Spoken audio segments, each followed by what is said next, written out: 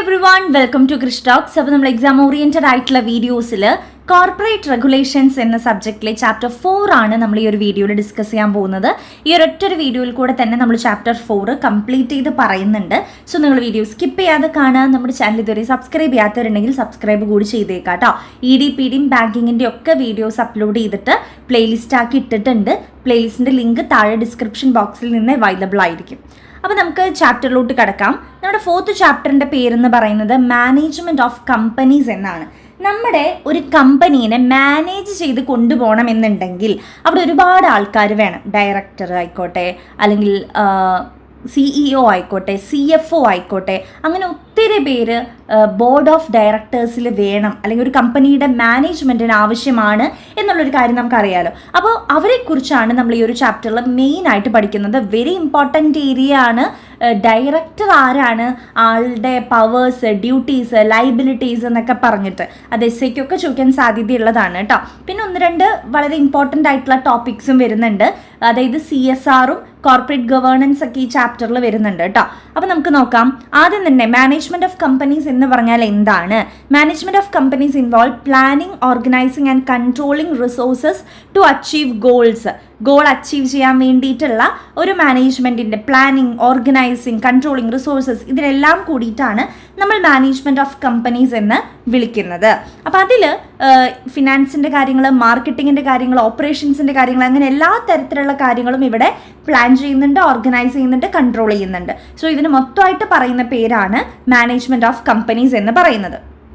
Next, എന്താണ് board and governance? The board of directors guides the company making key decisions and ensuring effective management.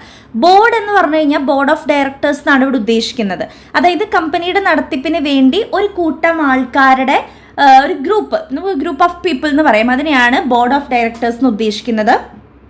അതിൽ മാനേജറും അതേപോലെ തന്നെ managing ഡയറക്ടറും അങ്ങനെ ഒരുപാട് പേരുണ്ടായിരിക്കും.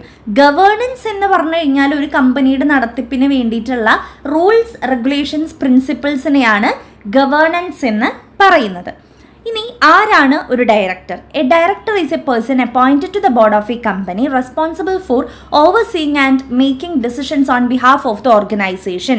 ഓർഗനൈസേഷന് പകരം നിന്ന് ഓർഗനൈസേഷന് വേണ്ട കാര്യങ്ങളൊക്കെ നോക്കിക്കണ്ട് ഡിസിഷൻസ് ഒക്കെ എടുക്കാൻ വേണ്ടി ബോർഡ് നിയമിച്ചിരിക്കുന്ന ഒരു വ്യക്തിയാണ് ഡയറക്ടർ എന്ന് പറയുന്നത്. ഒരു ഡയറക്ടർ എന്ന് പറഞ്ഞാൽ കമ്പനിയിലെ ഒരുപാട് കാര്യങ്ങൾ നോക്കി നടത്തി ഡിസിഷൻസ് എടുക്കാനായിട്ട് റെസ്പോൺസിബിലിറ്റി ഉള്ള ഒരാളാണ് കേട്ടോ. ഇനി വേറൊരു പോയിന്റും കൂടി കൊടുത്തിട്ടുണ്ട്. Directors play a crucial role in guiding the company strategy, making key decisions, ensuring effective management. ഇതെല്ലാം ഒരു ഡയറക്ടർ നോക്കി നടത്തുന്നതാണ്. ദെൻ കമ്പനിയുടെ എല്ലാ കാര്യങ്ങളിലും ഒരു അക്കൗണ്ടബിലിറ്റി ഉണ്ട്. എന്തെങ്കിലും ഇഷ്യൂസ് ഉണ്ടായിട്ടുണ്ടെങ്കിൽ അതിനുള്ള ലൈബിലിറ്റിയും ആളെ ഏറ്റെടുക്കേണ്ടി വരും. അപ്പം ഇത്രയാണ് ആരാണ് ഡയറക്ടർ എന്ന് ചോദിച്ചു കഴിഞ്ഞാൽ നിങ്ങൾ എഴുതേണ്ട കാര്യം. 2 മാർക്കിനൊക്കെ ചോദിക്കാം കേട്ടോ. ദെൻ ആളുടെ ക്വാളിഫിക്കേഷൻ ചോദിച്ചു കഴിഞ്ഞാൽ the act doesn't prescribe specific qualification. ഒരു ഡയറക്ടർക്ക് ഇന്ന ക്വാളിഫിക്കേഷൻസ് വേണമെന്ന് എവിടെയും പറയുന്നില്ല. പക്ഷേ ആള് required to hold qualifications share as per the article of association. Article of അസോസിയേഷനിൽ പറഞ്ഞിരിക്കുന്നത് പ്രകാരം സെർട്ടൻ നമ്പർ ഓഫ് ഷെയർസ് ആളുടെ കയ്യിൽ ഉണ്ടായിരിക്കണം. The nominal value of the shares must not exceed ₹5,000. 5,000 രൂപയിലും കൂടാതെയുള്ള നോമിനൽ വാല്യൂ ഉള്ള ഷെയർസ് ആണ് ആളുടെ കയ്യിൽ ഉണ്ടായിരിക്കേണ്ടത്. മൊത്തം 5,000 രൂപ എന്നല്ല ഇവിടെ ഉദ്ദേശിക്കുന്നത്. ഒരു 5,000 രൂപയുടെ ഷെയർ ഉണ്ടെങ്കിൽ അതായാലും മതി. മനസ്സിലായോ? അപ്പോൾ ഇത് ചിലപ്പോൾ ക്വസ്റ്റ്യൻ വരാറുണ്ട്, share qualification of A director എന്ന് ചോദിച്ചിട്ട്. അപ്പോൾ നിങ്ങൾ ഇതാണ് എഴുതേണ്ടത് കേട്ടോ. ഡയറക്ടർ ആരാന്ന് എഴുതിയിട്ട് ഈ 2 വരി വേണം നിങ്ങൾ എഴുതാനായിട്ട്. അടുത്ത ചോദ്യം, qualification and disqualifications of A director എന്ന് ചോദിക്കാം. ഡിസ്ക്വാളിഫിക്കേഷൻ എന്ന് വെച്ച് കഴിഞ്ഞാൽ ഒരു ഡയറക്ടർ ആവാൻ പറ്റാത്ത ആൾക്കാർ, അൺസൗണ്ട് മൈൻഡുള്ളവർ, എന്തെങ്കിലും ഒരു ഇൻസോൾവെൻ്റ് ആയിട്ടുള്ള ഒരു വ്യക്തി, ഇൻസോൾവൻസി നേരിടുന്ന ഒരു വ്യക്തി, അല്ലെങ്കിൽ ഒരു ക്രിമിനൽ കേസിൽ ഉൾപ്പെട്ട ഒരു വ്യക്തി, കോർട്ട് ഡിസ്ക്വാളിഫൈ ചെയ്തൊരു വ്യക്തിക്കൊന്നും ഒരു ഡയറക്ടർ ആവാനായിട്ട് സാധിക്കും. അതേപോലെ നമ്മൾ നേരത്തെ പറഞ്ഞ സെർട്ടൻ നമ്പർ ഓഫ് ഷെയർസ് ഇല്ലെങ്കിലും ഡയറക്ടർ ആവാൻ സാധിക്കില്ല. ദെൻ ഡയറക്ടർ ഐഡന്റിഫിക്കേഷൻ നമ്പർ എന്ന് പറഞ്ഞൊരു നമ്പർ ഉണ്ട്. DIN എന്നാണ് അതിൻ്റെ ഷോർട്ട് ഫോം. അതായത് ഇവിടെ കൊടുത്തിട്ടുണ്ട് ഡയറക്ടർ ഐഡന്റിഫിക്കേഷൻ നമ്പർ. ഇതൊരു 8 ഡിജിറ്റ്സ് ഉള്ള യുണീക്ക് നമ്പറാണ്. നമ്മുടെ പാൻ കാർഡ് നമ്പറൊക്കെ പോലെ ഓരോ ഡയറക്ടേഴ്സിനും കൊടുക്കുന്ന ഒരു യുണീക്ക് നമ്പറാണ് DIN എന്ന് പറയുന്നത്. അപ്പോൾ അതില്ലാത്തവർക്കും ഈ പറഞ്ഞ പോലെ ഡയറക്ടർ ആവാനായിട്ട് സാധിക്കില്ല. അപ്പോയിൻമെന്റ് ഓഫ് ഡയറക്ടേഴ്സ് ആണ്. അപ്പോൾ ഡിസ്ക്വാളിഫിക്കേഷനും ക്വാളിഫിക്കേഷനും നോക്കണം കേട്ടോ. ക്വാളിഫിക്കേഷനിൽ തന്നെ ഷെയർ ക്വാളിഫിക്കേഷൻ എന്ന് പറഞ്ഞും ഉള്ളിൽ നിന്ന് എടുത്ത് ചോദിക്കാൻ സാധ്യതയുണ്ട്. ഇനി അപ്പോയിൻമെന്റ് ഓഫ് ദി ഡയറക്ടേഴ്സ്, ഫസ്റ്റ് ഡയറക്ടേഴ്സിനെ അപ്പോയിന്റ് ചെയ്യുന്നത് by the article of the കമ്പനിയും ബൈ മെമ്മോറാണ്ടം ഓഫ് അസോസിയേഷനും വഴിയാണ് ഫസ്റ്റ് ഡയറക്ടേഴ്സിനെ അപ്പോയിന്റ് ചെയ്യുക. ഇനി സബ്സിക്വന്റ് ഡയറക്ടേഴ്സിനെ അപ്പോയിന്റ് ചെയ്യുന്നത് ഒന്നില്ലെങ്കിൽ ജനറൽ മീറ്റിംഗ് വഴിയോ അല്ലെങ്കിൽ ബോർഡ് ഓഫ് ഡയറക്ടേഴ്സ് വഴിയോ അല്ലെങ്കിൽ തേർഡ് പാർട്ടീസ് വഴിയോ പ്രൊപ്പോർഷണൽ റെപ്രസെൻറ്റേഷൻ വഴിയോ ട്രിബ്യൂണൽ വഴിയോ ആണ് നമ്മൾ സബ്സിക്വന്റ് പിന്നീടുള്ള ഡയറക്ടേഴ്സിനെ അപ്പോയിന്റ് ചെയ്യുന്നത്. അപ്പോൾ ഫസ്റ്റ് ഡയറക്ടറിനെ എപ്പോഴും അപ്പോയിന്റ് ചെയ്യുക ആർട്ടിക്കിൾ ഓഫ് അസോസിയേഷനും മെമ്മോറാണ്ടം ഓഫ് അസോസിയേഷനും നോക്കിയിട്ടായിരിക്കും. ബാക്കിയുള്ള ഡയറക്ടേഴ്സിനെ ഒന്നില്ലെങ്കിൽ ജനറൽ മീറ്റിംഗ് വഴി അല്ലെങ്കിൽ ബോർഡ് ഓഫ് ഡയറക്ടേഴ്സ് വഴി അല്ലെങ്കിൽ തേർഡ് പാർട്ടീസ് വഴി പ്രൊപ്പോർഷണൽ റെപ്രസെൻറ്റേഷൻസ് വഴി ട്രിബ്യൂണൽ വഴിയും അപ്പോയിന്റ് ചെയ്യാവുന്നതാണ് കേട്ടോ. അപ്പോൾ അപ്പോയിൻമെന്റ് ഓഫ് ഡയറക്ടേഴ്സ് എന്ന് പറഞ്ഞ് ചോദിക്കാം. അടുത്തത് ഒരു 2 മാർക്ക് ക്വസ്റ്റ്യൻ ആണ്. Woman director. According to rule 3 of the companies, Rule 2014, certain companies are required to appoint at least one woman director on their board. നിർബന്ധമായിട്ടും അറ്റ്ലീസ്റ്റ് ഒരു വുമൺ ഡയറക്ടറെങ്കിലും ആ ബോർഡ് ഓഫ് മെമ്പേഴ്സിൽ ഉണ്ടായിരിക്കണം. അത് നിർബന്ധമുള്ളത് ഏതിലാന്ന് വെച്ച് കഴിഞ്ഞാൽ എല്ലാ ലിസ്റ്റഡ് കമ്പനീസിലും മിനിമം ഒരു വുമൺ ഡയറക്ടറെങ്കിലും വേണം. ദെൻ എല്ലാ പബ്ലിക് കമ്പനീസിലും 100 കോടിയിലധികം പെയ്ഡപ്പ് ഷെയർ ക്യാപിറ്റലുള്ള പബ്ലിക് കമ്പനീസിലും ഒരു വുമൺ ഡയറക്ടറെങ്കിലും വേണം. പ്രൈവറ്റ് കമ്പനീസിലും വേണം, പ്രൈവറ്റിൽ അത്ര പറയുന്നില്ല. ലിസ്റ്റഡ് കമ്പനീസിലും പബ്ലിക് കമ്പനീസിലും നിർബന്ധമായിട്ടും ഒരു വുമൺ ഡയറക്ടർ എങ്കിലും വേണം എന്നാണ് പറഞ്ഞത്. ഒരു ഈക്വാലിറ്റി ഒക്കെ കാണിക്കാൻ വേണ്ടിയിട്ടാണ് അങ്ങനെ പറയുന്നത് കേട്ടോ. ഇനി ആരാണ് independent director? Every listed public company must have at least 1/3 of the total directors as independent directors. 1/3 independent directors ആയിരിക്കണം. ആരാണ് ഇൻഡിപെൻഡന്റ് ഡയറക്ടേഴ്സ് എന്ന് വെച്ച് കഴിഞ്ഞാൽ അവർ നോൺ എക്സിക്യൂട്ടീവ് ഡയറക്ടേഴ്സ് ആണ്, with no material relationship with the company. കമ്പനിയുമായിട്ട് അത്രയും ഒരു relationship ഉണ്ടാവില്ല. പുറമേ ഉള്ള കാര്യങ്ങളൊക്കെ കമ്പനീനെ അറിയിക്കാനും ഡിസിഷൻ മേക്കിംഗ് ഹെൽപ്പ് ചെയ്യാനുള്ള നോൺ എക്സിക്യൂട്ടീവ് ഡയറക്ടേഴ്സിനെയാണ് ഇൻഡിപെൻഡന്റ് ഡയറക്ടേഴ്സ് എന്ന് പറയുന്നത്. അവർക്ക് കമ്പനിയുടെ കൂടുതൽ കാര്യങ്ങൾ ഇടപെടാനുള്ള അവകാശമില്ല. ഡിസിഷൻ മേക്കിങ്ങിന് ഹെൽപ്പ് ചെയ്യാം, പുറമേ ഉള്ള ന്യൂസുകൾ കാര്യങ്ങൾ എത്തിച്ചു കൊടുക്കാം, അത്ര തന്നെ കേട്ടോ. ഇനി അടുത്തത് നമ്പർ ഓഫ് ഡയറക്ടർഷിപ്പ് എന്ന് പറഞ്ഞൊരു ടോപ്പിക്കാണ്. അതായത് ഒരാൾക്ക് എത്ര കമ്പനിയുടെ ഡയറക്ടർ ആവാം, അല്ലെങ്കിൽ ഇപ്പോൾ എനിക്ക് എത്ര കമ്പനിയുടെ ഡയറക്ടർ ആവാനായിട്ട് സാധിക്കും എന്നുള്ളതാണ് കേട്ടോ. Number of directorship refers to the total number of companies in which an individual hold the directorship position. ഡയറക്ടറായിട്ട് എത്ര കമ്പനിയുടെ വരെ എടുക്കാൻ പറ്റും എന്നാണ്. അപ്പോൾ മാക്സിമം ഡയറക്ടർഷിപ്പ് അലൗഡ് 20. ഇപ്പോൾ മാക്സിമം നമുക്ക് 20 കമ്പനീസിൻ്റെ വരെ ഡയറക്ടർ ആവാനായിട്ട് പറ്റും. പബ്ലിക് കമ്പനീസിൻ്റെ കേസിലാണെന്ന് വെച്ചാൽ 10 പബ്ലിക് കമ്പനീസിൻ്റെ ഡയറക്ടർ ആവാനേ സാധിക്കുള്ളൂ. ഇനിയിപ്പോൾ members can restrict the limit further by passing a special resolution. ഒരു സ്പെഷ്യൽ റെസൊല്യൂഷനൊക്കെ പാസ്സാക്കിക്കൊണ്ട് ഈ എണ്ണത്തിൽ ലിമിറ്റ് ചെയ്യാനും പറ്റും കേട്ടോ. അപ്പോൾ 20 വരെ നമുക്ക് ആവാം. പബ്ലിക് കമ്പനീസിൻ്റെ കേസാണെങ്കിൽ 10 കമ്പനീസിൻ്റെ ഡയറക്ടർ ആവാനേ അറ്റ് ദ സെയിം ടൈം ഒരാൾക്ക് പറ്റുള്ളൂ. അടുത്തത് റിട്ടയർമെൻറ്റിനെ കുറിച്ച് പറയുകയാണെങ്കിൽ നമ്മുടെ ആർട്ടിക്കിൾസിലൊക്കെ പറഞ്ഞിരിക്കുന്നത് പോലെ അത് പ്രകാരം റിട്ടയർ ആവാവുന്നതാണ് ഡയറക്ടേഴ്സിന്. പിന്നെ എന്താ പറയുക, എല്ലാ ആനുവൽ ജനറൽ മീറ്റിങ്ങിലും ഒരാളെങ്കിലും റിട്ടയർ ആവണം. ഓരോ കൊല്ലം ഓരോ ആൾക്കാർ അവരുടെ പെർഫോമൻസോ അല്ലെങ്കിൽ അവരുടെ കാലാവധി അനുസരിച്ച് റിട്ടയർ ആവേണ്ടതായിട്ടുണ്ട് കേട്ടോ. അപ്പോൾ റിട്ടയർ ആവുന്ന സമയത്ത് വേറൊരാളെ നമുക്ക് എടുക്കാം, അല്ലെങ്കിൽ അവരെ തന്നെ നമുക്ക് റീഅപ്പോയിൻമെൻറ്റ് ചെയ്യാനുള്ള ഒരു ഓപ്ഷനും ഉണ്ട്. ഇനി ഡയറക്ടേഴ്സിനെ റിമൂവ് ചെയ്യാനായിട്ട് അധികാരമുള്ളത് ഷെയർ ഹോൾഡേഴ്സിന് നമ്മുടെ ഡയറക്ടേഴ്സ് എന്തെങ്കിലും ഇഷ്യൂസൊക്കെ ഉണ്ടാക്കി കഴിഞ്ഞാൽ റിമൂവ് ചെയ്യാം. ട്രിബ്യൂണലിന് നേരിട്ട് റിമൂവ് ചെയ്യാൻ സാധിക്കും. ട്രിബ്യൂണൽ എന്ന് പറഞ്ഞാൽ ആരാ? നമ്മുടെ കമ്പനിയിലെ മെയിനായിട്ടുള്ള പ്രശ്നങ്ങൾ, ഡിസ്പ്യൂട്ട്, തർക്കങ്ങളെയൊക്കെ പരിഹരിക്കാനും അതൊക്കെ കേൾക്കാനിരിക്കുന്ന ഒരു കോടതി പോലെ പ്രവർത്തിക്കുന്നതിനെയാണ് ട്രിബ്യൂണൽ എന്ന് പറയുക. ഒരു ജുഡീഷ്യൽ കോർട്ടാണ് കേട്ടോ ട്രിബ്യൂണൽ. അപ്പോൾ ഈ ട്രിബ്യൂണൽ വഴി നമുക്ക് നമ്മുടെ ഡയറക്ടറിനെ റിമൂവ് ചെയ്യാം, അല്ലെങ്കിൽ സെൻട്രൽ ഗവൺമെൻറ്റിന് നേരിട്ടും ഡയറക്ടറിനെ റിമൂവ് ചെയ്യാം. അപ്പോൾ സെൻട്രൽ ഗവൺമെൻറ്റിനും ട്രിബ്യൂണലിനും ഷെയർ ഹോൾഡേഴ്സിനുമാണ് ഡയറക്ടേഴ്സിനെ റിമൂവ് ചെയ്യാനായിട്ട് സാധിക്കുന്നത്. ഇനി ആൾക്ക് സ്വമേധയാ റിസൈൻ ചെയ്ത് പോവാം. രജിസ്ട്രാർക്ക് 30 ദിവസത്തിനുള്ളിൽ ഒരു റിട്ടേൺ നോട്ടീസ് കൊടുത്തുകൊണ്ട് ആൾക്ക് റിട്ടയർ ആവാവുന്നതാണ്. അല്ലെങ്കിൽ നമ്മുടെ കമ്പനിയുടെ വെബ്സൈറ്റിൽ ഇതേപോലെ 30 ദിവസത്തിനുള്ളിൽ തന്നെ ഒരു പോസ്റ്റൊക്കെ ഇട്ടുകൊണ്ട് ആൾക്ക് റിട്ടയർ ആവാവുന്നതാണ് കേട്ടോ. ഇനി അടുത്തതാണ് ഞാൻ പറഞ്ഞ director identification number, a unique 8-digit number allotted to individuals intending to become directors. Directors ആവുന്ന സമയത്ത് ഓരോ ഡയറക്ടേഴ്സിനും കിട്ടുന്ന 8-digit നമ്പറിനെയാണ്, യുണീക്ക് ആയിട്ടുള്ള 8-digit നമ്പറിനെയാണ് നമ്മൾ DIN എന്ന് വിളിക്കുക, ഡയറക്ടർ ഐഡന്റിഫിക്കേഷൻ നമ്പർ. ഇത് ലൈഫ് ടൈം വാലിഡിറ്റി ആണ്. അതായത് എത്ര നാൾ നമ്മൾ ഡയറക്ടറായിട്ട് തുടരുന്നോ അത്രയും കാലം നമുക്ക് ഇതിനുള്ള ഒരു വാലിഡിറ്റി ഉണ്ടായിരിക്കും. ഓരോ ഡയറക്ടേഴ്സിനും ഇത് നിർബന്ധമായിട്ടും റിക്വയർഡ് ആയിരിക്കണം. ഓക്കെ, അടുത്തത് എന്തൊക്കെയാണ് ഡയറക്ടറിൻ്റെ പവർ, ഡ്യൂട്ടീസ്, ഫീച്ചേഴ്സ് എന്നൊക്കെ ചോദിച്ചു കഴിഞ്ഞാൽ നിങ്ങൾക്ക് ഇത് എഴുതാം കേട്ടോ. ഷെയർ ഹോൾഡേഴ്സിനെ ഫണ്ടിന് വേണ്ടി കോൾ ചെയ്യാനുള്ള ഒരു പവർ ഉണ്ട്, ഷെയർ ബൈബാക്ക് ചെയ്യാനുള്ള ഒരു പവർ ഉണ്ട്, സെക്യൂരിറ്റീസ് ഇഷ്യൂ ചെയ്യാൻ, മണി ബോറോ ചെയ്യാൻ, invest company fund, grand loans, approve financial statements, diversify business, approve amalgamation എന്ന് വെച്ച് കഴിഞ്ഞാൽ ചേഞ്ചസ്, എന്തെങ്കിലും ചേഞ്ചസ് ഒക്കെ കമ്പനിയിൽ കൊണ്ടുവന്ന് അതിനുള്ള ഒരു അപ്രൂവൽ വാങ്ങാനായിട്ടുള്ള അധികാരവും നമ്മുടെ പവറും നമ്മുടെ ഡയറക്ടർക്കുണ്ട്. ഇനി ആളുടെ ഡ്യൂട്ടീസ് കുറിച്ച് കൊടുത്തിട്ടുണ്ട്.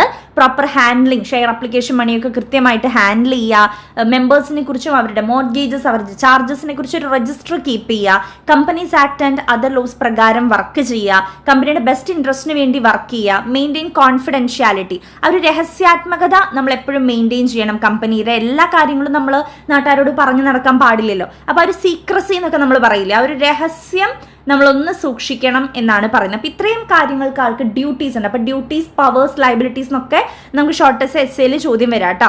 ലൈബിലിറ്റീസ് എന്ന് പറയുന്നത് ഇതിപ്പോൾ ഓരോ ഹെഡിങ് ആയിട്ട് പഠിക്കണമെന്നില്ല. Liability to outsiders, liability to the company, അങ്ങനെ പഠിക്കണമെന്നില്ല. കുറച്ച് ലൈബിലിറ്റീസ് താഴേക്ക് പഠിച്ചാലും മതി കേട്ടോ. Directors can be held personally liable for act as an agent. അതായത് ഡയറക്ടർ ഒരേ സമയം ഏജന്റ് ആയിട്ടൊക്കെ പ്രവർത്തിക്കാറുണ്ട്. ആ സമയത്ത് ആളുടെ കയ്യിൽ നിന്ന് എന്തെങ്കിലും തെറ്റുകൾ വന്നിട്ടുണ്ടെങ്കിൽ ആൾ അതിന് സ്വയം ലൈബിൾ ആയിരിക്കും, അതിനുള്ളൊരു ബാധ്യത ആൾക്കുണ്ടായിരിക്കും. ദെൻ നമ്മുടെ കമ്പനിയുടെ മെമ്മോറാണ്ടം ഓഫ് അസോസിയേഷനോ ആർട്ടിക്കിൾ ഓഫ് അസോസിയേഷനിലോ പറഞ്ഞിരിക്കുന്നതിനേക്കാൾ അപ്പുറത്തേക്ക് നമ്മൾ പ്രവർത്തിക്കുന്നതിനെയാണ് അൾട്രാ വൈറസ് എന്ന് പറയുന്നത്. അപ്പോൾ അങ്ങനെ ചെയ്തു കഴിഞ്ഞാൽ ആൾക്ക് ലൈബിലിറ്റി ഉണ്ടായിരിക്കും. നമ്മുടെ ഫിഡ്യൂഷ്യറി ഡ്യൂട്ടി, അതായത് നമ്മൾ ചെയ്യേണ്ട കാര്യങ്ങളിൽ ലംഘനം വരുത്തിക്കഴിഞ്ഞാൽ നമുക്ക് ലൈബിലിറ്റി ഉണ്ടായിരിക്കും. നെഗ്ലിജൻസ്, എന്തെങ്കിലും അനാസ്ഥ വരുത്തുവാണെങ്കിൽ അതിനുള്ള ഒരു ലൈബിലിറ്റി ഉണ്ടായിരിക്കും. മാലഫൈഡ് ആക്ട് എന്ന് വെച്ചാൽ ഡിസോണസ്റ്റ് ആയിട്ട് പ്രവർത്തിക്കുകയാണെങ്കിൽ ആൾക്ക് ലൈബിലിറ്റീസ് ഉണ്ടായിരിക്കും. ദെൻ എന്തെങ്കിലും ക്രിമിനൽ ടൈപ്പ് ആക്ടിവിറ്റീസ് ചെയ്തിട്ടുണ്ടെങ്കിൽ, എന്തെങ്കിലും ക്രൈം ചെയ്തിട്ടുണ്ടെങ്കിൽ അതിനുള്ള ഒരു ലൈബിലിറ്റിയും ആൾ ഏറ്റെടുക്കേണ്ടി വരും. സോ ഇത്രയും ലൈബിലിറ്റീസ് ഒരു ഡയറക്ടർക്ക് ഉണ്ടായിരിക്കും. ഇനി നമുക്ക് പഠിക്കാനുള്ളത് കുറച്ച് ആൾക്കാരെയാണ്, നമ്മുടെ ബോർഡ് ഓഫ് ഡയറക്ടേഴ്സിലുള്ള ആളുകളെയാണ് കേട്ടോ. ഫസ്റ്റ് വൺ വരുന്നത് മാനേജിംഗ് ഡയറക്ടർ ആണ്. A managing director is the head of the company.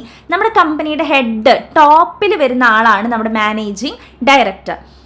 എല്ലാ കാര്യങ്ങളും, കമ്പനിയുടെ എല്ലാ കാര്യങ്ങളും നോക്കി നടത്തിയും എല്ലാ ഓപ്പറേഷൻസ് ചെയ്യാനായിട്ടും റെസ്പോൺസിബിൾ ആയിട്ടുള്ള ഒരു വ്യക്തിയാണ്. ആൾക്കൊരു ക്രൂഷ്യൽ റോള് തന്നെയുണ്ട്. കമ്പനിയുടെ സ്ട്രാറ്റജീസിലും പോളിസീസ് മേക്ക് ചെയ്യുന്നതിലൊക്കെ ആൾക്കൊരു ക്രൂഷ്യൽ റോള് ഉണ്ട്.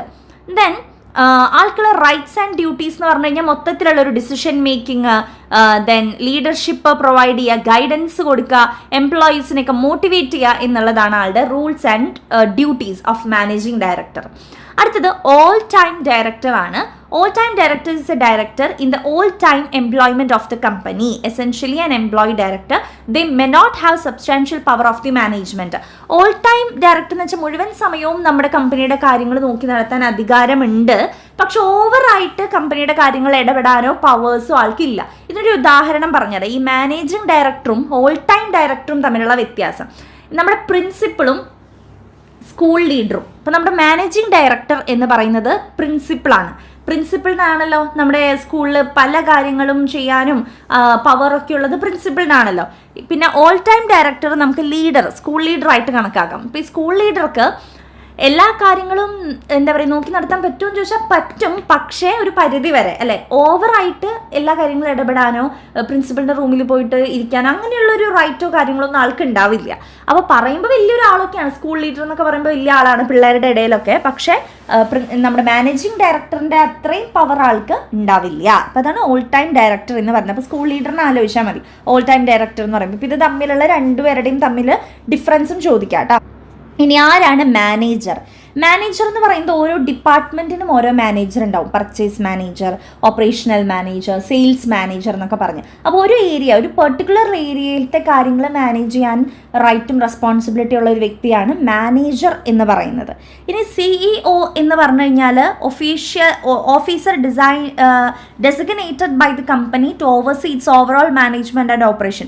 നമ്മുടെ കമ്പനിയുടെ മൊത്തത്തിലുള്ള ഒരു മാനേജ്മെൻറ്റ് ഓപ്പറേഷൻസും നോക്കിക്കാണാൻ കമ്പനി അപ്പോയിൻറ്റ് ചെയ്തിട്ടുള്ള ആളാണ് CEO, ചീഫ് എക്സിക്യൂട്ടീവ് ഓഫീസർ. അടുത്തത് CFO ആണ്, ചീഫ് ഫിനാൻഷ്യൽ ഓഫീസർ. നമ്മുടെ financial dealings, balance sheet, profit and loss accounts, നമ്മുടെ റിപ്പോർട്ടുകൾ, നമ്മൾ plannings, financial plannings, risk management, ഇതിനെല്ലാം മാനേജ് ചെയ്യുന്ന ആളാണ് CFO എന്ന് പറയുന്നത്. Next company secretary. കമ്പനി സെക്രട്ടറിക്ക് കുറച്ചും കൂടി ഒഫീഷ്യലായിട്ടായിരിക്കും ആൾ പ്രവർത്തിക്കുന്നുണ്ടായിരിക്കുക. എല്ലാവരുമായിട്ടൊരു കമ്മ്യൂണിക്കേഷൻ ആൾ നിലനിർത്തുന്നുണ്ടായിരിക്കും, സ്റ്റേക്ക് ഹോൾഡേഴ്സായിട്ടും ഷെയർ ഹോൾഡേഴ്സായിട്ടും ഒക്കെ കേട്ടോ. അപ്പം അങ്ങനെ ഒരു ഉയർന്ന രീതിയിൽ തന്നെ ഒഫീഷ്യലായിട്ട് പ്രവർത്തിക്കുന്ന ആളാണ് കമ്പനി സെക്രട്ടറി. അടുത്തത് വളരെ ഇമ്പോർട്ടൻ്റ് ആയിട്ടുള്ളൊരു ടോപ്പിക്കാണ്, എന്താണ് corporate governance. Corporate governance refers to system of rules, practices and processes that direct and control a company to achieve its objectives. ഒരു കമ്പനിയുടെ ലക്ഷ്യങ്ങൾ അച്ചീവ് ചെയ്യാൻ വേണ്ടിയിട്ട് ആ ഒരു കമ്പനി ഫോളോ ചെയ്യേണ്ട കുറച്ച് റൂൾസ് ഉണ്ട്, പ്രാക്ടീസസ് ഉണ്ട്, പ്രിൻസിപ്പിൾസ് ഉണ്ട്, റെഗുലേഷൻസ് ഉണ്ട്. ഇതിനെയാണ് കോർപ്പറേറ്റ് ഗവേണൻസ് എന്ന് പറയുക. സിമ്പിളായിട്ട് പറയുകയാണെങ്കിൽ നമ്മളൊരു കമ്പനി നടത്തിക്കൊണ്ട് പോകുമ്പോൾ പല റൂൾസ് ആൻഡ് റെഗുലേഷൻസ് നമ്മൾ ഫോളോ ചെയ്യേണ്ടി വരും, പല പ്രിൻസിപ്പിൾസ് നമ്മൾ ഫോളോ ചെയ്യേണ്ടി വരും. ഇതിനെയാണ് കോർപ്പറേറ്റ് ഗവേണൻസ് എന്ന് പറയുന്നത്. It aligns the interest of investors and management. ഇൻവെസ്റ്റേഴ്സിൻ്റെയും മാനേജ്മെൻറ്റിൻ്റെയും ഇൻട്രസ്റ്റ് നോക്കിയിട്ടാണ് ഈ റൂൾസും റെഗുലേഷൻസും പ്രിൻസിപ്പിൾ എല്ലാം കൊണ്ടുവരുന്നത്. അപ്പോൾ ഇത് കൃത്യമായിട്ട് പ്രവർത്തിക്കുക, ഇതെല്ലാം ശ്രദ്ധിക്കുക എന്നുള്ളൊരു ടേമാണ് corporate governance. This is system of rules and practices. കുറച്ച് റൂൾസും റെഗുലേഷൻസും പ്രാക്ടീസസും ഒക്കെ ഉള്ളതിനെയാണ് കോർപ്പറേറ്റ് ഗവേണൻസ് എന്ന് നമ്മൾ പറയുന്നത്. ഇനി ഇത് എന്തിനു വേണ്ടിയിട്ടാണെന്ന് വെച്ച് കഴിഞ്ഞാൽ ഒരു കമ്പനിയിൽ പലതരത്തിലുള്ള ക്രിമിനൽ ആക്ടിവിറ്റീസ് നടന്നേക്കാം, പലതരത്തിലുള്ള സ്പാം ആക്ടിവിറ്റീസ് നടന്നേക്കാം, പലതരത്തിലുള്ള ഇല്ലീഗൽ ആക്ടിവിറ്റീസ് നടന്നേക്കാം. അപ്പോൾ ഇതിനൊക്കെ എതിരായിട്ട് ഇങ്ങനൊരു കോർപ്പറേറ്റ് ഗവേണൻസ് ഉണ്ടെങ്കിൽ നമുക്ക് എന്ത് ചെയ്യാൻ പറ്റും, അതിൽ നിന്നൊക്കെ ഒരു പ്രൊട്ടക്ഷൻ കിട്ടും, ഇൻവെസ്റ്റേഴ്സിനൊരു പ്രൊട്ടക്ഷൻ കിട്ടും. അപ്പോൾ അതിനൊക്കെ വേണ്ടിയിട്ടാണ് കോർപ്പറേറ്റ് ഗവേണൻസ് നിലവിലുള്ളത്. ഇനി പ്രിൻസിപ്പിൾസ് ഓഫ് കോർപ്പറേറ്റ് ഗവേണൻസ് എന്ന് ചോദിക്കാൻ നമ്മുടെ അടുത്ത് 4 പ്രിൻസിപ്പിളാണ് നമ്മൾ ഫോളോ ചെയ്യുന്നത്. ഫെയർനെസ്, നമ്മുടെ കമ്പനിയിൽ നടക്കുന്ന എല്ലാ കാര്യങ്ങളും ഫെയർ ആൻഡ് ജസ്റ്റിലി ആയിരിക്കണം. ഓക്കെ. നെക്സ്റ്റ് റെസ്പോൺസിബിലിറ്റി, നമ്മുടെ ഡിസിഷൻ മേക്കിങ്ങും ആക്ഷൻസ് എല്ലാം ആ ഒരു റെസ്പോൺസിബിലിറ്റിയോട് കൂടി നടന്നിട്ടുള്ളതായിരിക്കണം. ദെൻ ട്രാൻസ്പെറൻസി, എല്ലാ കാര്യങ്ങളും clear and timely disclosure of informations, എല്ലാ കാര്യങ്ങളും കൃത്യമായിട്ട് ഇൻഫോർമേഷൻസ് പങ്കുവെച്ചിട്ടുള്ളതായിരിക്കണം. ദെൻ അക്കൗണ്ടബിലിറ്റി, നമ്മൾ എല്ലാ കാര്യത്തിലും റെസ്പോൺസിബിലിറ്റി വേണം, അതന്നെയാണ് അക്കൗണ്ടബിലിറ്റി കൊണ്ട് ഉദ്ദേശിക്കുന്നത്. അപ്പോൾ ഫെയർനെസ്, റെസ്പോൺസിബിലിറ്റി, ട്രാൻസ്പെറൻസി, അക്കൗണ്ടബിലിറ്റി, 4 എണ്ണമാണ് പ്രിൻസിപ്പിൾ ഓഫ് കോർപ്പറേറ്റ് ഗവേണൻസ്. അപ്പോൾ കോർപ്പറേറ്റ് ഗവേണൻസിനെ കുറിച്ച് ഡീറ്റെയിൽ ആയിട്ട് ഒരു എസ്സേ ചോദിച്ചു കഴിഞ്ഞാൽ എന്താണ് കോർപ്പറേറ്റ് ഗവേണൻസ്, എന്തിനു വേണ്ടി corporate governance, then what are the principles of corporate governance എന്ന് പറഞ്ഞ് നിങ്ങൾ എഴുതേണ്ടി വരും. അതേപോലെ തന്നെ നമുക്ക് എസ്സേക്കും ഷോർട്ട് എസ്സേക്കും ചോദിക്കാൻ സാധ്യതയുള്ള ഒരു ഏരിയയാണ് CSR, കോർപ്പറേറ്റ് സോഷ്യൽ റെസ്പോൺസിബിലിറ്റി. ഇത് മുന്നത്തെ ചാപ്റ്ററിൽ ഞാൻ പറഞ്ഞിട്ടുണ്ടായിരുന്നു എന്ന് തോന്നുന്നു. നമ്മളൊരു സൊസൈറ്റിയിൽ നമ്മുടെ ഒരു സ്ഥാപനം നടത്തുകയാണെങ്കിൽ നമ്മൾ ആ ഒരു സൊസൈറ്റിനോട് ചെയ്യേണ്ട കുറച്ച് കടമകളുണ്ട്. അതായത് ഇപ്പം നമ്മുടെ കമ്പനി ഒരു സൊസൈറ്റിയിൽ റൺ ചെയ്യുവാണെങ്കിൽ ഇടയ്ക്ക് ആ ചുറ്റുവട്ടത്തുള്ള ആളുകൾക്ക് ഒരു ഫ്രീ ക്യാമ്പയിൻ കൊടുക്കുക. Free campaign in the sense ഒരു ഹെൽത്ത് ക്യാമ്പയിൻസ് ഒക്കെ ഉണ്ടാവുമല്ലോ, സൗജന്യ നേത്ര ചികിത്സ, അല്ലെങ്കിൽ വൃദ്ധരായിട്ടുള്ളവർക്ക് ഷുഗർ, പ്രഷർ, കൊളസ്ട്രോളിൻ്റെ ചെക്കപ്പ് ഫ്രീ ആയിട്ട് നടത്തി കൊടുക്കുന്നു. അങ്ങനെയൊക്കെ പറഞ്ഞ ഓരോ സ്ഥാപനങ്ങൾ നടത്തുന്നത് നിങ്ങൾ ശ്രദ്ധിച്ചിട്ടുണ്ടാവുമല്ലോ. അപ്പോൾ നമ്മൾ സൊസൈറ്റിക്ക് വേണ്ടി എന്തെങ്കിലും കാര്യങ്ങൾ ചെയ്തു കൊടുക്കുക, മനസ്സിലായി, അവർക്ക് ബെനിഫിറ്റ് ഉണ്ടാവുന്ന രീതിയിൽ എക്കണോമിക്കലായിട്ടോ പൊളിറ്റിക്കലായിട്ടുള്ളതോ അല്ലെങ്കിൽ എൻവയോൺമെൻറ്റിന് വേണ്ടിയിട്ടുള്ള. ഇപ്പോൾ June 5 പരിസ്ഥിതി ദിനത്തോടനുബന്ധിച്ച് ക്രിസ്റ്റോക്സ് കമ്പനി ആ ഭാഗത്ത് 100 തൈകൾ വെച്ച് പിടിപ്പിക്കുന്നു. അപ്പോൾ നമ്മുടെ എൻവയോൺമെൻറ്റിന് വേണ്ടി നമ്മൾ ചെയ്യുന്നു. അങ്ങനെ എന്തെങ്കിലും കാര്യങ്ങൾ നമ്മൾ സൊസൈറ്റിക്ക് വേണ്ടി ചെയ്യാനുള്ളൊരു കടമ നമുക്കുണ്ട്. കാരണം നമ്മൾ ആ സൊസൈറ്റിയിലാണ് നമ്മുടെ കമ്പനി റൺ ചെയ്യുന്നത്. അതുകൊണ്ട് നമ്മുടെ ചുറ്റുപാടിനും വേണ്ടി പ്രവർത്തിക്കാനുള്ള ഒരു റൈറ്റ് ആൻഡ് റെസ്പോൺസിബിലിറ്റി നമുക്കുണ്ട്. അതിനെയാണ് നമ്മൾ CSR എന്ന് പറയുന്നത്. Corporate social responsibility refers to a company voluntary effort to improve social, എൻവയോൺമെന്റൽ and economic impact by giving back to society. നമ്മൾ സൊസൈറ്റിക്ക് തിരിച്ചു കൊടുക്കുക. ആ സൊസൈറ്റി നമ്മളോട് ഇവിടെ നിങ്ങളുടെ സ്ഥാപനം നടത്തിക്കോ എന്നുള്ളൊരു പെർമിഷൻ തന്നതിൻ്റെ പേരിൽ നമ്മൾ giving back to society, something giving back, നമ്മൾ എന്തെങ്കിലും ഒന്ന് സൊസൈറ്റിക്ക് തിരിച്ചു കൊടുക്കുക. അതാണ് കോർപ്പറേറ്റ് സോഷ്യൽ റെസ്പോൺസിബിലിറ്റി. പലതരം CSR ആക്ടിവിറ്റീസ് ഉണ്ട്. എഡ്യൂക്കേഷൻ, ഇപ്പം സ്കൂളൊക്കെ തുറക്കാൻ പോവാണല്ലോ, അപ്പോൾ അതുകൊണ്ട് നിങ്ങൾക്ക് വേണമെങ്കിൽ എന്ത് കൊടുക്കാൻ പറ്റും? ബുക്ക്, സ്റ്റുഡൻസിന് ആ ഭാഗത്തുള്ള കുട്ടികൾക്ക് സൗജന്യമായിട്ട് പുസ്തക വിതരണം, ബാഗ് വിതരണം, അങ്ങനെയൊക്കെ കൊടുക്കാൻ പറ്റും. ഹെൽത്ത് കെയർ ഇനീഷ്യേറ്റീവ്സ് ആയിക്കോട്ടെ, environmental conservation, community development programs ഒക്കെ CSR ആക്ടിവിറ്റീസിൽ വരുന്നതാണ്. അടുത്തത് ഒരു ഇമ്പോർട്ടൻറ്റ് ഏരിയ ആണ് സെബി എന്ന് പറയുന്നത്, securities and exchange board of India. ഇത് ഇപ്പോഴും കുറേ പേർക്ക് അറിയില്ല, ഇപ്പോഴും സ്റ്റോക്ക് എന്താണ്, സെക്യൂരിറ്റീസ് എന്താണ്, ഷെയർ എന്താണെന്നൊക്കെ ഉള്ളത്. അപ്പോൾ നമ്മുടെ കമ്പനിയുടെ നമ്മുടെ 3ാമത്തെ ചാപ്റ്റർ, അതറിയാത്ത കുട്ടികൾ നമ്മുടെ കോർപ്പറേറ്റ് റെഗുലേഷൻ്റെ 3ാമത്തെ ചാപ്റ്ററിൻ്റെ പാർട്ട് 1 കണ്ടാൽ മതി കേട്ടോ. അപ്പോൾ സെബി എന്ന് പറയുന്നത് നമ്മുടെ ഇന്ത്യയിൽ ഒരുപാട് ഷെയർ സ്റ്റോക്ക് മാർക്കറ്റുകളുണ്ട്, സ്റ്റോക്ക് എക്സ്ചേഞ്ച് മാർക്കറ്റുകളും ഒക്കെ നമ്മുടെ ഇന്ത്യയിലുണ്ട്. അപ്പോൾ ഇവരെല്ലാം കൺട്രോൾ ചെയ്യാനുള്ള ഒരു അതോറിറ്റിയാണ് സെബി എന്ന് പറയുന്നത്. ഉദാഹരണം പറയുകയാണെങ്കിൽ നമ്മുടെ നാട്ടിൽ ഒരുപാട് ബാങ്കുകളുണ്ടല്ലോ, നമ്മൾ തന്നെ പഠിച്ചു 2nd ചാപ്റ്ററിൽ. ബാങ്കിങ്ങിൻ്റെ കോപ്പറേറ്റീവ് ബാങ്ക്സ് ഉണ്ട്, കൊമേഴ്ഷ്യൽ ബാങ്ക്സ് ഉണ്ട്, റൂറൽ ബാങ്ക്സ് ഉണ്ട്. ഇവരുടെ എല്ലാവരുടെയും ടോപ്പിലുള്ള ആളാരാണ്? RBI, reserve bank of India. അതേപോലെ നമ്മുടെ ഇന്ത്യയിൽ ഒരുപാട് സ്റ്റോക്ക് മാർക്കറ്റുകളുണ്ട്. ഇവരൊക്കെ കൺട്രോൾ ചെയ്യാനും റെഗുലേറ്റ് ചെയ്യാനും മാനേജ് ചെയ്യാനും ടോപ്പിൽ പ്രവർത്തിക്കുന്ന ആളാണ് സെബി എന്ന് പറയുന്നത്. ഓക്കെ, അപ്പോൾ സൂപ്പർവൈസ് ചെയ്യുക, കൺട്രോൾ ചെയ്യുക എന്നുള്ളതാണ് ഇവരുടെ ഒരു ലക്ഷ്യങ്ങൾ എന്ന് പറയുന്നത്. ഇതിൽ മൊത്തം 9 മെമ്പേഴ്സാണ് ഇതിൽ സാധാരണ വരിക. ഒരു ചെയർമാൻ ഉണ്ടായിരിക്കും. മിനിസ്ട്രി ഓഫ് ഫിനാൻസിൻ്റെയും ഗവൺമെൻറ് ഓഫ് ഇന്ത്യയുടെ ഭാഗത്തുനിന്ന് 2 മെമ്പേഴ്സ് ഉണ്ടായിരിക്കും. RBIയുടെ ഭാഗത്തുനിന്ന് 1 മെമ്പർ ഉണ്ടായിരിക്കും. ദെൻ 5 അതർ മെമ്പേഴ്സ്, അതിൽ 3 ഓൾ ടൈം മെമ്പേഴ്സും വേണമെന്ന് പറയുന്നുണ്ട്. ഇനി എന്തിനു വേണ്ടി സെബി എന്ന് ചോദിച്ചു കഴിഞ്ഞാൽ, ഒരുപാട് സെക്യൂരിറ്റി പ്രൈസസിൻ്റെ മാനിപ്പുലേഷൻ നടക്കുന്നുണ്ട്. അത് തടയാൻ, ഇൻസൈഡർ ട്രേഡിംഗ് തടയാൻ, ഫെയർ ഡീലിങ്സിൻ്റെ ലാക്നെസ് ഉണ്ട്, ഫെയർ ഡീലിങ്സ് ഒന്നും ഇല്ല, അപ്പോൾ അത് കൂട്ടിക്കൊണ്ടുവരാനായിട്ട്, ദെൻ കൺട്രോൾ ഓവർ ബ്രോക്കേഴ്സ്, അത് നൽകാനൊക്കെ ആയിട്ടാണ് മെയിനായിട്ട് സെബി രൂപം കൊണ്ടിട്ടുള്ളത്.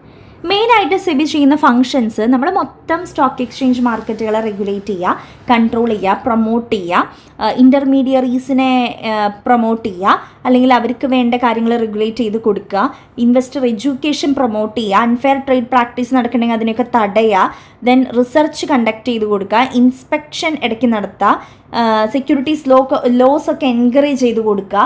ഇതൊക്കെയാണ് സെബി നടത്തുന്ന കാര്യങ്ങൾ. സിമ്പിൾ പോയിന്റ്സ് ഇതിൽ നോക്കി പഠിച്ചാൽ മതി കേട്ടോ. അപ്പോൾ അത് പവേഴ്സ്, ഒബ്ജക്റ്റീവ്സ്, ഫീച്ചേഴ്സ് എന്നൊക്കെ ചോദിച്ച് സെബിയുടെ ഒരു ക്വസ്റ്റ്യൻ വരാം കേട്ടോ. ഇനി അടുത്തത് നമ്മുടെ ഈ ഒരു ചാപ്റ്ററിലെ ലാസ്റ്റ് ടോപ്പിക്കാണ് സാറ്റ്, സെക്യൂരിറ്റീസ് അപ്പലറ്റ് ട്രിബ്യൂണൽ എന്ന് പറയുന്നത്. അപ്പോൾ നമ്മുടെ ഈ സെബി പറയുന്നതാണ് ലാസ്റ്റ് വാക്ക്. സെബി ഒരാൾക്ക് ഒരു സ്റ്റോക്ക് എക്സ്ചേഞ്ച് മാർക്കറ്റിൽ ഒരു ഇഷ്യൂ നടന്നു. അപ്പോൾ സെബിയുടെ അടുത്തേക്ക് ആ ഒരു ഇഷ്യൂ എത്തി, സെബി ആൾക്ക് പണിഷ്മെൻറ്റ് കൊടുത്തു.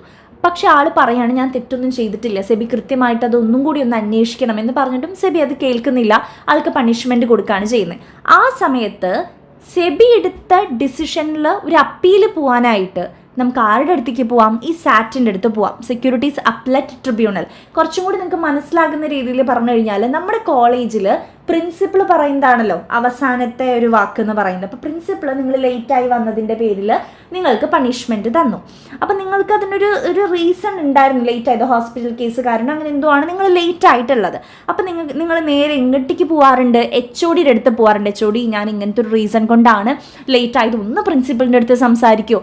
അങ്ങനെ HOD പ്രിൻസിപ്പളിൻ്റെ അടുത്ത് പോയി സംസാരിച്ചിട്ട് ചിലപ്പോൾ ആ പണിഷ്മെൻറ്റ് ഒഴിവായി കിട്ടാൻ ചാൻസ് ഉണ്ട് ഇല്ലേ? അപ്പോൾ ഇവിടെ HODയുടെ സ്ഥാനത്തുള്ളതാണ് സാറ്റ്. ഞാൻ അത് ഉദാഹരണം പറഞ്ഞിട്ട് HOD ഒന്നും എക്സാമിന് എഴുതി വെക്കരുത്. അപ്പോൾ അതാണ് സാറ്റ് എന്ന് പറയുന്നത്. നമ്മുടെ സെബി എടുത്ത ഡിസിഷൻസിന് ഒരു അപ്പീലായിട്ട് പ്രവർത്തിക്കുന്നതാണ് സാറ്റ് എന്ന് പറയുന്നത്. ചിലപ്പോൾ സാറ്റിൻ്റെ എന്താ പറയുക അപ്പീൽ കേട്ടേക്കാം സെബി, അല്ലെങ്കിൽ സാറ്റിനെതിരെ കംപ്ലൈൻറ്റും കൊടുത്തേക്കാം. ആർക്ക് കംപ്ലൈൻറ്റ് കൊടുത്തേക്കാനുള്ള സാധ്യതയുണ്ട്? ഇതിനും സാറ്റിന് മുകളിലുള്ള സുപ്രീം കോർട്ടിന് കംപ്ലൈൻറ്റ് കൊടുക്കാനുള്ള സാധ്യതയുണ്ട്. ഇതേ സെബി ഒരു ഡിസിഷൻ എടുത്തിരുന്നു, അതിൽ നിന്ന് അപ്പീലുമായിട്ട് സാറ്റിൻ്റെ അടുത്ത് ആൾ പോയിണ്ടായിരുന്നു. സാറ്റ് ഇപ്പം അത് മാറ്റാൻ പറയുന്നു, പക്ഷെ സാറ്റിൻ്റെ എന്താ പറയുക ആ ഒരു ഡിസിഷൻ തെറ്റാണെന്ന് പറഞ്ഞ് സുപ്രീം കോർട്ടിന് ഒരു കംപ്ലൈൻറ്റ് സെബി കൊടുക്കാനും സാധ്യതയുണ്ട്. അപ്പോൾ വളരെയധികം ഫെയർ ആയിട്ടുള്ള രീതിയിൽ മാത്രമേ സാറ്റ് പ്രവർത്തിക്കാൻ പാടുള്ളൂ. ഇതൊരു ട്രിബ്യൂണലാണ്.